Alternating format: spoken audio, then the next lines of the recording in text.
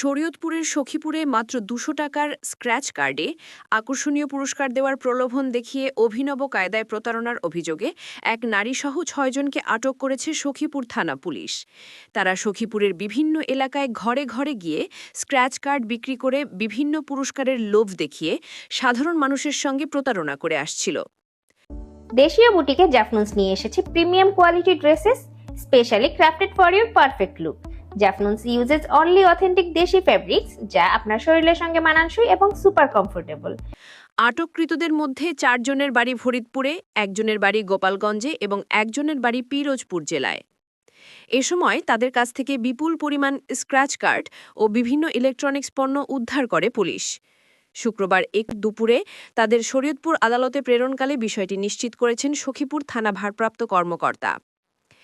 এ বিষয়ে সখীপুর থানা ভারপ্রাপ্ত কর্মকর্তা ওসি ফয়েজ আহমেদ জানান, প্রতারণার আলামত পাওয়ায় তাদের বিরুদ্ধে আইনগত ব্যবস্থা নেওয়া হয়েছে। শুক্রবার দুপুরে তাদের আদালতে প্রেরণ করা হয়।